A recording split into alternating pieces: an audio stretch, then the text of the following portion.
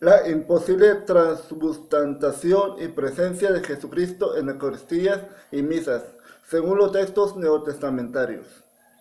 La doctrina actualmente vigente sobre el asunto que estamos tratando se fijó en el famoso Concilio de Trento, en cuyos tres primeros cánones se proclamó: si alguno dice que en la misa no se ofrece un sacrificio real y verdadero, sea anatema. Si alguno dice que por las palabras, haced esto en memoria mía, Cristo no instituyó a los apóstoles como sacerdotes, ni ordenó que los apóstoles y otros sacerdotes ofreciesen su propio cuerpo y su propia sangre, sea anatema. Si alguno dice que el sacrificio de la misa es solo de alabanza y acción de gracias, o que es meramente una conmemoración del sacrificio consumado en la cruz, pero no es un propiciatorio, sea anatema. El Papa Pío VI, Pío XI, en su encíclica Ad Catholici Sacerdoti, reforzó el dogma de que la misa era un sacrificio real, que tiene una eficiencia real, y afirmó que el sacerdote tiene poder sobre el cuerpo mismo de Jesucristo, al que hace presente en nuestros altares, y luego ofrece como víctima instintivamente agradable a la Divina Majestad. Pocos años después, en 1947, el Papa Pío XII, en su encíclica Mediator Dei, afirmó que el sacrificio eucarístico representa, establece de nuevo o renueva y revela el sacrificio de la crucifixión, que es real y debidamente el ofrecimiento de un sacrificio, y que en nuestros altares el Cristo se ofrece a sí mismo diariamente por nuestra redención. La primera cuestión a resaltar del dogma católico es que, según la Iglesia, en cada misa, cada día del año, durante toda la historia pasada y futura, el sacerdote, que tiene poder sobre el cuerpo mismo de Jesucristo, le hace presente en nuestros altares, y el Cristo se ofrece a sí mismo diariamente por nuestra redención, siendo tal acto real y debidamente el ofrecimiento de un sacrificio propiciatorio, no un mero acto conmemorativo. Para poder contextualizar mejor el origen y desarrollo de este dogma, debe recordarse el proceso histórico que hizo dar un giro total a la interpretación del llamado misterio del cuerpo de Cristo. Según el teólogo católico José Antonio Carmona, durante el primer milenio de la iglesia local, se le llamó verdadero cuerpo de Cristo, y la Eucaristía, cuerpo místico de Cristo. La relación del ministro era primero con el verdadero cuerpo y por medio de él con el místico. Pero al desplazarse el sacerdocio de la comunidad, gracias a su potestad sagrada, su relación con el cuerpo de Cristo se invirtió, se relacionó directamente con la Eucaristía, que pasó a llamarse verdadero cuerpo de Cristo, quedando para la Iglesia la insigniación del cuerpo místico. En esta inversión de términos influyó también la posesión medieval por el milagro eucarístico, por la presencia real de Cristo en la Eucaristía, que llevó a la teología a concificar el sacramento eucarístico, al que despojó de su contenido simbólico y eclesial, y al cosificar la Eucaristía hizo lo propio con el sacerdocio, dando muchas veces al sacerdote una potestad casi mágica, con un olvido total del sentido comunitario. Este poder o potestad casi mágica que se arrojan los sacerdotes para invocar a voluntad la supuesta presencia de Jesucristo en el altar no deja de ser una presunción vana, prepotente y carente de cualquier fundamento evangélico. Para analizar la cuestión del proclamado sacrificio diario de Cristo, pasará a leer a Pablo para darse cuenta de que la Iglesia falsea absolutamente el sentido de las Escrituras. En la epístola a los Hebreos se afirma con rotundidad: y tal convenía que fuese nuestro Padre, nuestro pontífice, se refiere a Cristo, santo, inocente, inmaculado, apartado de los pecados y más alto de los cielos, que no necesita, como los pontífices, ofrecer cada día víctimas, primero por sus propios pecados, luego por los del pueblo, pues eso le hizo una sola vez, ofreciéndose a sí mismo. Según esta teología, es evidente que bastó con ofrecerse a sí mismo una sola vez, no a diario, tal como proclama necesario la Iglesia Católica. Unos pocos versículos más adelante podemos leer: todo sacerdote está cada día en pie, oficiando y ofreciendo a menudo los mismos sacrificios, que nunca pueden quitar los pecados. Mas este, después de ofrecer su único y definitivo sacrificio por los pecados, se sentó a la derecha de Dios. Así, con una sola ofrenda ha perfeccionado para siempre a los consagrados. Esto es también testigo el Espíritu Santo, porque puede decir: he aquí la alianza que practicaré con ellos después de aquellos días, dice el Señor. Pondré mis leyes en su corazón y en su mente la grabaré, y de sus pecados e iniquidades no me acordaré ya. Ahora bien, donde hay absolución de estas cosas, ya no se requiere ninguna ofrenda para expiar el pecado. Hebreos 10, del 11 al 18. El sentido del versículo de Hebreos 10, del 11 al 18 es único y inconfundible. Jesucristo, después de ofrecer su único y definitivo sacrificio por los pecados, se sentó junto a Dios y dio por acabado su sacrificio, ya que con una sola ofrenda ha perfeccionado para siempre los consagrados, y ya no se requiere ni una ofrenda para expiar el pecado. Si palabra inspirada de Dios, que eso afirma la Iglesia, que son todos los textos bíblicos, es categórica al anunciar que hubo un único y definitivo acto sacrificial de Jesucristo y que ya no hace falta ni un más para poder expiar el pecado. ¿Qué fundamento puede tener la doctrina católica oficial de que en nuestros altares el Cristo se ofrece a sí mismo diariamente por nuestra redención? La respuesta es clara: carece de todo fundamento lícito, ya que el dogma católico contradice y pervierte lo que se proclamó desde el canon neotestamentario. Encadenar al Jesucristo a una función que las propias escrituras declaran proscrita e inútil solo puede tener sentido bajo dos consideraciones: una relacionada con las coherencias míticas y la otra con la rentabilidad de los mecanismos rituales de poder y control. La coherencia mítica implica que, al igual que el modelo pagano del dios solar joven que, como ya mostramos, aportó los elementos legendarios que transformaron a Jesucristo en Jesucristo, esto debe sacrificarse a sí mismo a diario para, con su sangre y su cuerpo, renovar la vida del mundo. Los rituales centrales de muchos cultos a dioses paganos anteriores a Jesucristo tenían la misma función y estructura, porque resulta coherente que los gentiles cristianizados, tras siglos de práctica pagana, acabaron por añadir también esa dinámica ritual de Dios que pasó a representar los mitos de siempre, de hecho debido de resultar muy natural al superponerla de modo progresivo a ritos cristianos primitivos, como la reunión de los correligionarios en la Cena del Señor que tanto postuló y defendió Pablo.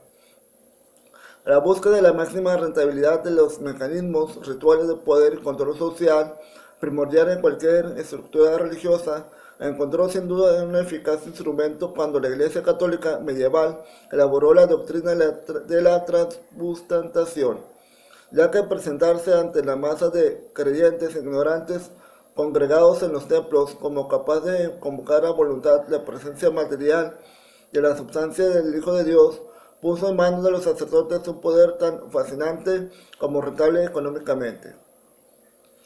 A propósito de la doctrina católica que presenta la misa como un sacrificio propiciatorio, como absurda según lo ya visto, añadiremos un razonamiento de Tony Coffey, autor cristiano que, desde su fe y sentido común teológico, afirma: la palabra propiciación significa satisfacción, y se refiere al sacrificio de Jesús satisfaciendo la justicia divina de Dios. La palabra propiciación significa la prueba de que el Padre aceptó el sacrificio de Jesús es el hecho de que el Padre lo levantó de entre los muertos y lo sentó a su propia diestra. Ahora que nuestros pecados han sido perdonados por el sacrificio de Jesús, ¿cuál sería el propósito de realizar un sacrificio continuo? Una vez que se paga el rescate y se libera a los rehenes, no hay que pagar el rescate continuamente. La consecuencia de creer que el sacrificio de Cristo es una ofrenda continua es devastadora, porque sofoca lo que logró la muerte de Jesús aquel Viernes Santo. No podemos creer que Jesús obtuvo nuestro perdón completo por medio de sacrificios de sí mismo y al mismo tiempo creer que la misa es una ofrenda continua de este sacrificio. Las dos perspectivas se contradicen. Pero esta no es, ni mucho menos, la única o última contradicción. Dado que el Nuevo Testamento, como el resto de la Biblia, está repleto de interpolaciones, textos añadidos durante los 4 primeros siglos, que asientan dichos y hechos de Jesús inventados a fin de poder sostener la nueva cristología en formación. No debe extrañar al leer a un Jesús que hace, dice o promete cosas incompatibles entre sí. En este sentido, por ejemplo, podemos ver cuán diferente es la despedida que se atribuye al Jesús de Mateo y al de Juan. El de Jesús de Mateo 28:20 aparece afirmando que yo estaré con vosotros siempre hasta la consumación del mundo. Un suceso que el nazareno esperaba de inmediato. Aunque evidentemente se equivocó, pero cuyo ambiguo anuncio es aprovechado por la Iglesia para justificar la presencia aquí y ahora de Jesucristo en sus misas. Pero el Jesús de Juan 14:15-26, por el contrario, afirmó durante la supuesta cena pascual que si améis, guardéis mis mandamientos, y yo rogaré al Padre y os dará otro abogado, que estará con vosotros para siempre, el Espíritu de verdad que el mundo no puede recibir, porque no lo ve ni le conoce. Vosotros le conocéis, porque permanece con vosotros y está entre y en vosotros. Os he dicho estas cosas mientras permanezco entre vosotros. Pero el abogado, el Espíritu Santo que el Padre enviará en mi nombre, esto es lo que enseñará todo y os traerá a la memoria todo lo que yo he dicho. La frase es rotunda. Jesús afirma que ya no permanecerá más en este mundo, pero que rogará al Padre para que mande a otro en lugar que sí estará aquí para siempre, pues ese enviado será el Espíritu de verdad, pero no Él.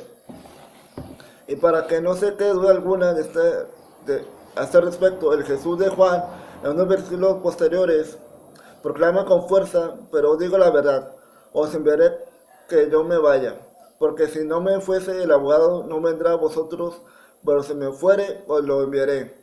Y viendo arguirá al mundo de pecado, de justicia y de juicio. De pecado porque no creyeron en mí, de justicia porque voy al Padre y no me veréis más, de juicio porque el príncipe de ese mundo está ya juzgado. Muchas cosas tengo aún que decirlos, mas no puedo llevarlos ahora. Pero cuando viniere aquel, el Espíritu de verdad os guiará hacia la verdad completa. Porque no hablará de sí mismo, sino que hablará de lo que oyere y os comunicará las cosas venideras. El que me glorificará, porque tomará de lo mío y lo dará a conocer. Todo cuanto tiene el Padre es mío, porque os ha dicho que tomará de lo mío y lo dará a conocer. Juan 16:17-15. Cuando Jesús afirma, os conviene que yo me vaya, porque si no me fuere, el abogado no vendrá a vosotros, pero si me fuere, os lo enviaré, o porque voy al Padre y no me veréis más, o cuando viniera aquel, el Espíritu de verdad os guiará hacia la verdad completa, os comunicará las cosas venideras. Él me glorificará, porque tomará de lo mío, os dará a conocer. ¿Qué está diciendo? ¿Que presentará todos los días a la misa tal como llega a creer la Iglesia Católica? Es evidente que no. Jesús insiste en que su marcha definitiva es un hecho y una necesidad, y solo el Espíritu de verdad ocupará su lugar, su función de magisterio.